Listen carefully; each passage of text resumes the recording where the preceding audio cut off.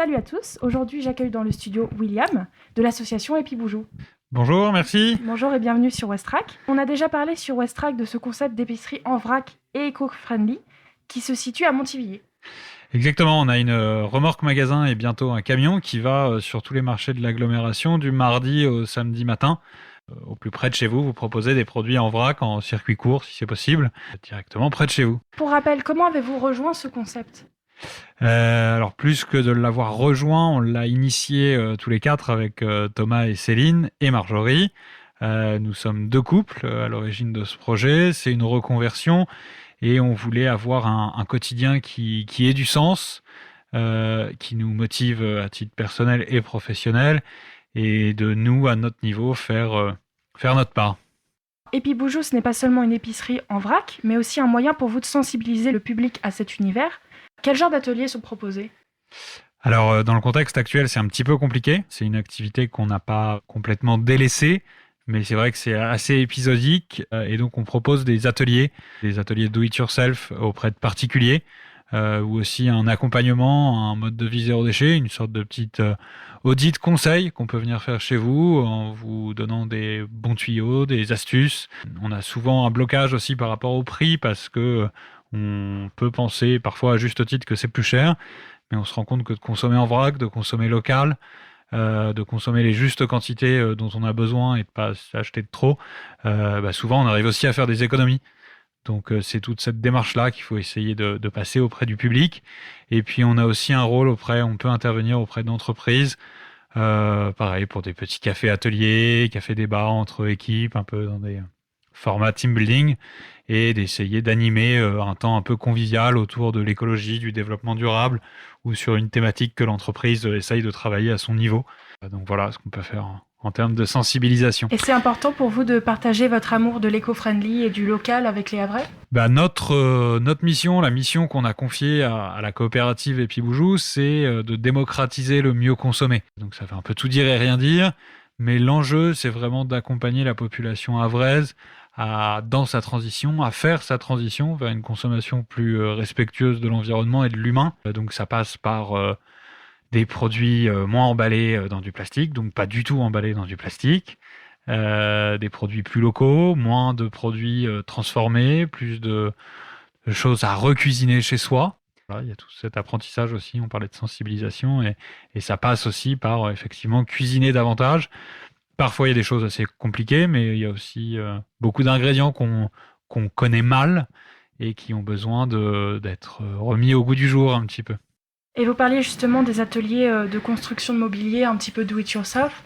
Pourquoi vous avez voulu ajouter ça au projet Au projet de l'épicerie, il y avait effectivement la volonté d'avoir deux activités de vente. Donc, il y a l'épicerie vrac et le drive zéro déchet. Sur la partie mieux consommer, on s'est dit que ça ne s'arrêtait pas qu'à l'assiette, que ça allait aussi par l'achat d'une table, d'un siège, etc. Les grands fabricants des meubles qu'on connaît aujourd'hui, c'est une industrie qui est extrêmement polluante. Il y a énormément de ressources, de matériaux disponibles dans notre environnement direct. Il y a énormément de gisements de produits qui ont vocation à être brûlés ou détruits. Et on peut en faire des choses sympas, on peut en faire des belles choses. Thomas et Céline, Thomas il y est à plein temps, mais sont tous les deux menuisiers de formation. Et donc c'est clairement en s'appuyant sur nos compétences et de considérer que cette coopérative Epiboujou peut accueillir en son sein différentes activités. Aujourd'hui, il y a ces 4 grandes activités. Il y en aura peut-être d'autres demain. L'idée, c'est vraiment de dire mieux consommer. On peut le faire à différents niveaux. Et on avait les cartes en main pour la partie mobilier. Donc voilà pourquoi elle est là. Et vous l'avez soulevé, on propose, alors c'est toujours pareil dans le contexte, c'est un peu particulier, mais on avait imaginé le faire davantage, des ateliers de construction, de mobilier. On a une demande par exemple pour faire un bateau pirate chez un particulier pour un anniversaire, donc c'est quelque chose qu'on va faire avec la personne concernée, donc voilà. Et donc ça plaît bien aux consommateurs, cette variété de projets, pas seulement l'épicerie, mais tout ce qui gravite autour, ça plaît bien ? On a un très bon accueil. L'activité bois, la fabrique de Toto a démarré là, on en a communiqué vraiment le mois dernier, et Le carnet de commandes est presque plein, en tout cas dans les 2 prochains mois, donc c'est encourageant. On a des beaux chantiers, des beaux contrats. On essaye de pas faire trop de sur-mesure, mais des choses qui peuvent se répliquer facilement. Donc ouais, ça prend plutôt bien, on est content. Vous faites aussi des marchés.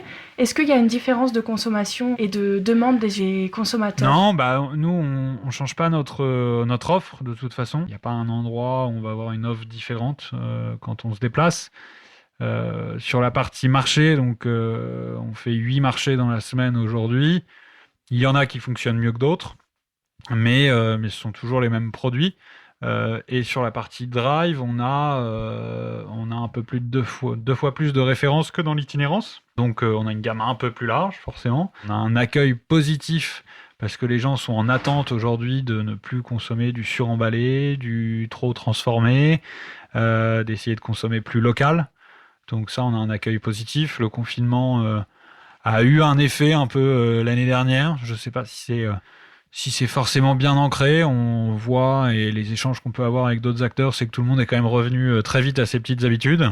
Il y a encore beaucoup de choses à changer. Donc on est plutôt content d'être là et de proposer ces services. Et les clients nous le rendent bien. Et ce qui est assez intéressant avec ces projets-là, c'est qu'on a très peu de taux de gens qui ne reviennent pas.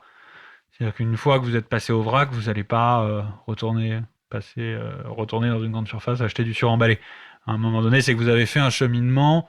Après, vous êtes content ou pas de l'interlocuteur que vous avez en face, que ce soit nous ou d'autres sur le territoire. Et en fait, il y a un très bon taux de gens qui reviennent, taux de fidélité. Céline sur les marchés revoit des habitués toutes les semaines. On apprend à faire connaissance aussi au drive. Enfin, voilà, il y a une histoire qui se raconte et ça se construit doucement, mais de bonne qualité. C'est des bonnes relations. D'accord, alors c'est quoi la suite justement de cette histoire? Des projets, il y en a plein.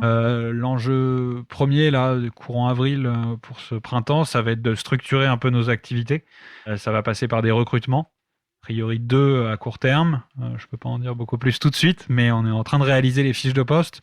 Donc ça va sortir bientôt et on a lancé 4 activités qui nous occupent bien. Ça fonctionne. Et donc maintenant, il faut structurer ça pour que ça dure. Merci beaucoup pour votre présence aujourd'hui.